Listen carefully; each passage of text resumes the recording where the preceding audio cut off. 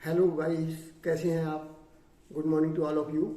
अभी कल का हमारा जो एपिसोड नंबर 3 था उसका थोड़ा और मैटर आगे बढ़ाएंगे। कल हमने एपिसोड नंबर 3 के पार्ट 1 में ये बात की कि बैड बैंक क्या है, एनपीए क्या है, एनपीए किस तरीके से गवर्नमेंट बैंकों के लिए एक चिंता का विषय है, और अगर एनपीए बढ़ता है तो बैंकों का पैसा ब्लॉक होता है। हम ये चर्चा कर रहे थे कि किस तरीके से कोई भी अकाउंट एनपीए हो जाता है। हमने कल अपने फर्स्ट और पार्ट में ये कोशिश करी इस बात को जानने की कि एनपीए क्या है। मैं एक बार फिर से चर्चा करूं कि जो बैंकों का लोन, क्रेडिट, कोई भी एडवांस दिया हुआ अगर 90 डेज तक वापस नहीं आता है, अगर उसका पेमेंट 90 दिन तक ओवरड्यू हो जाता है तो एनपीए का अकाउंट एनपीए हो जाता है, चाहे वो प्रिंसिपल हो चाहे वो ब्याज हो। इंटरेस्ट या प्रिंसिपल का रीपेमेंट ओवरड्यू होता है, 90 दिन से ज़्यादा ड्यू रह जाता है तो अकाउंट एनपीए हो जाता है।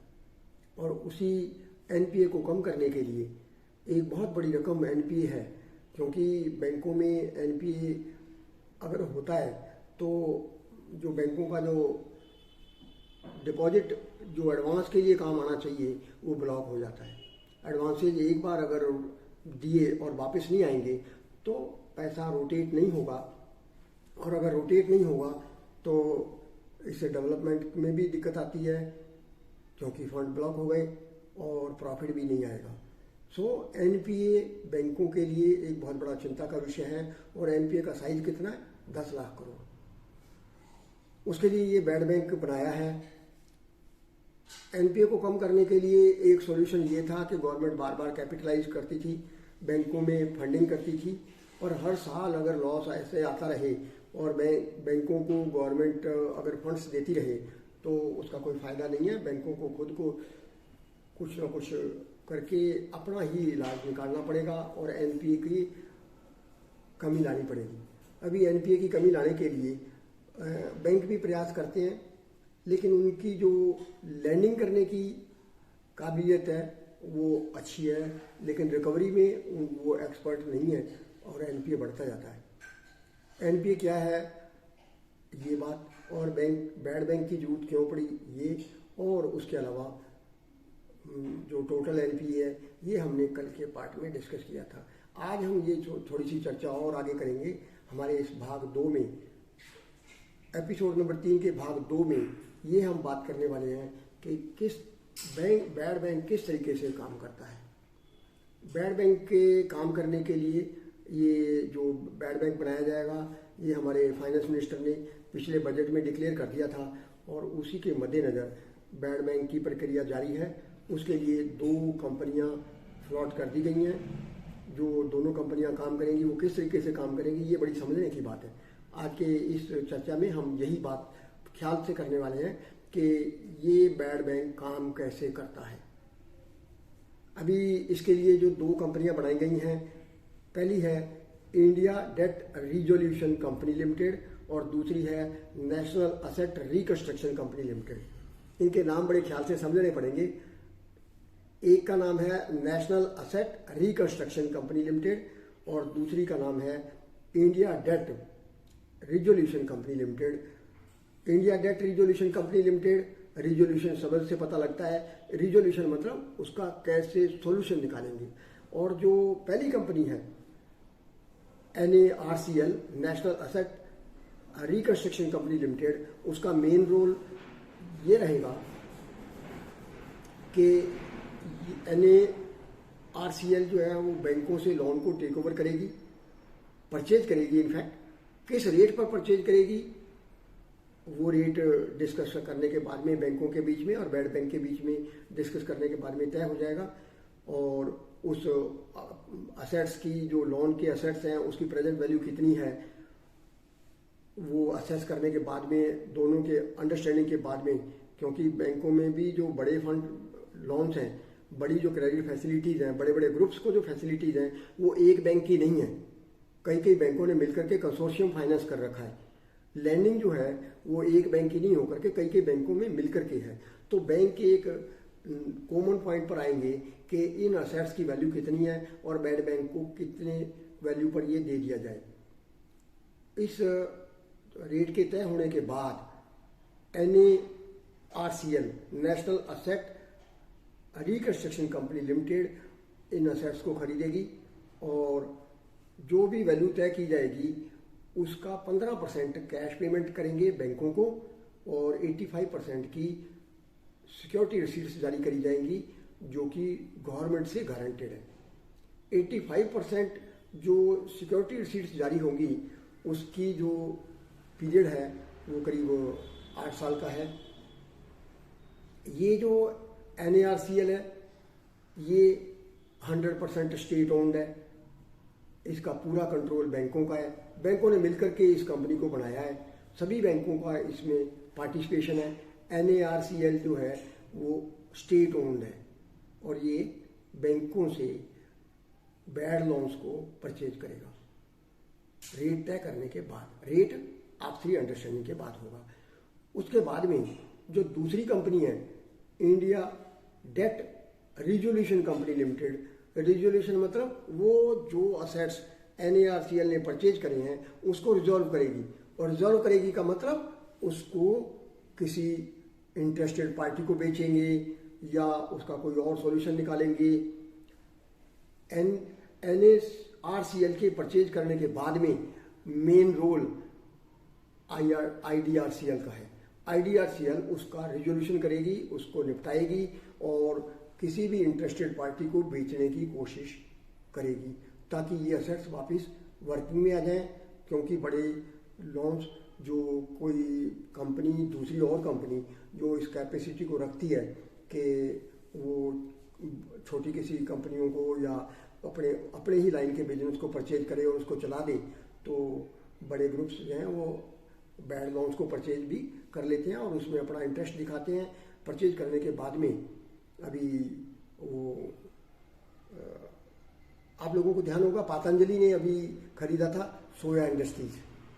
सोया इंडस्ट्रीज जो है वो बैड कंपनी थी, पतंजलि ने उसको चलाया क्योंकि उसमें से सोयाबीन का तेल बनता था और भी कुछ प्रोडक्ट बनते थे, लेकिन उसको चलाने के कॉन्फिडेंस से पतंजलि ने उसको खरीदा। इसी तरीके से जो बैड लोन्स हैं उसको बड़े ग्रुप्स खरीद लेते हैं और उसको चलाने की कोशिश करते हैं। एक असेट्स की वैल्यू तय कर ली जाती है।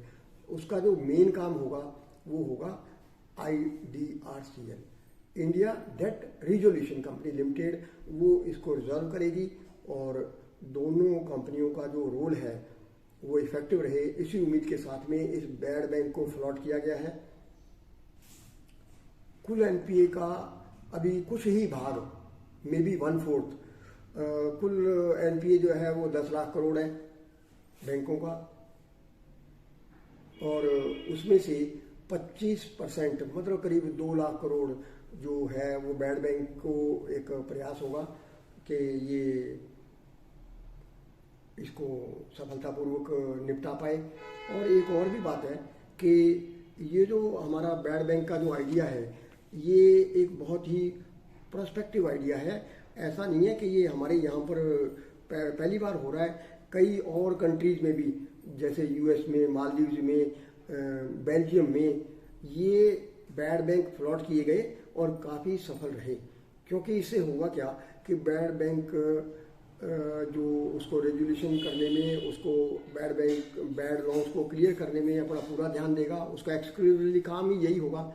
और उसके बाद में बैंक भी अपने इस NPA के रेजुलेशन के काम से फ्री होंगे और अपना वो ज़्यादा ध्यान अपने नॉर्मल बैंकिंग पर दे पाएंगे और जो उनके जो फाइनेंसेज हैं वो और बढ़ पाएंगे, देश की तरक्की हो पाएगी और पैसा डेवलपमेंट के लिए नए नए लोन्स को देना संभव होगा। अभी ये एक आइडिया है अल्टरनेटिव ऑफ द कैपिटलाइजेशन।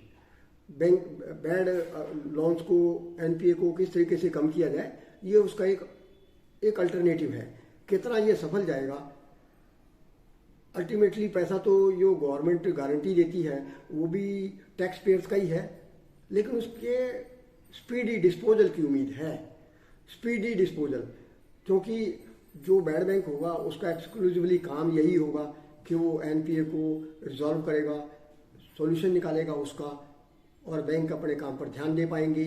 और उम्मीद करते हैं कि इस तरीके से जो बार बार कैपिटलाइजेशन करना पड़ता है एनपीए की भरपाई करने के लिए, जो लॉस बढ़ता है बैंकों का, तो एक तरीके से ये सफल होगा आइडिया।